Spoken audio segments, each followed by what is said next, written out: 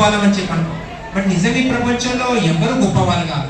ఈ యొక్క అసుర స్వభావం ఉన్న హిరణ్యకశిపుడు ఏం చేశాడు, ఎన్నో పెద్ద లీస్టులు బ్రహ్మ నుంచి తీసుకున్నాడు. తీసుకొని ఏం చేశాడు,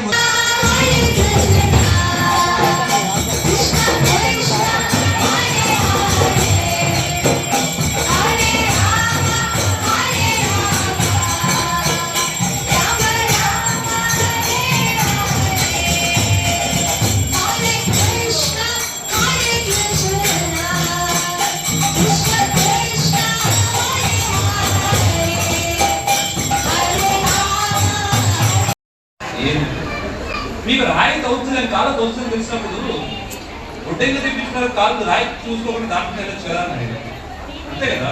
దెబ్బ తవ్వుతుందని నాకు తెలుసు, అది దెబ్బ దగ్గర ఒక తగలకుండా నేను దాంట్లో వెళ్ళచ్చు కదా అంటే ఆయన రమణ మహర్షి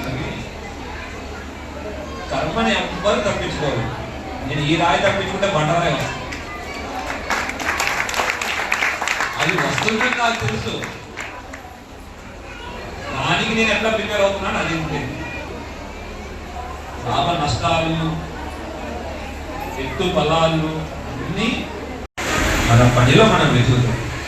మన పని మనం చేసుకుంటూ దాంట్లో స్వామివారు వెతుకుతే స్వామివారు దాంట్లోనే వస్తాయి. అట్లానే మనకి కటాక్షం పెరుగుతుంది. మన పని అంటే ఏంటి, ప్రతి ఒక్కరికి ఒక కార్యం ఉంది. విద్యార్థికి చదువు, మిగతా క్రీడలు, తర్వాత తల్లిదండ్రులుగా వాళ్ళ బాధ్యత, తర్వాత మిగతాది కుటుంబం గడపడానికి నేను స్వామివారిని తలుచుకున్నాను, కుటుంబం చూసుకుంటే స్వామివారు అట్లా కాదు, మన పనిలోనే ఉంటారు. ఎక్కడ మనం ఏ పని చేస్తున్నామో దాంట్లో మనం దేవుని తెలుసుకున్నామంటే దేవుని కటాక్షం ఎప్పుడూ ఉంటుంది. అంటే స్వామివారు అన్నారు కదా, ఆశరావట్లేదు, మనం కారణం లేకుండా ప్రార్థించాలి, ఎటువంటిది ఆశించకుండా ప్రార్థించాలి. స్వామివారు ఎందుకు ఏం చేస్తున్నారో చెప్పడానికి నేనెవరు మీరెవరు, అది యొక్క మహావ్యూహం. దాంట్లో మనమెంత పాడు. స్వామివారి కాలి ధూళి పట్టుకోవడానికి ఎన్నో సంవత్సరాలు యాగాలు, ఎన్నో తపస్సులు చేసి ఎన్నో వేల సంవత్సరాలు అయినా పట్టుకోవడం చాలా మంది.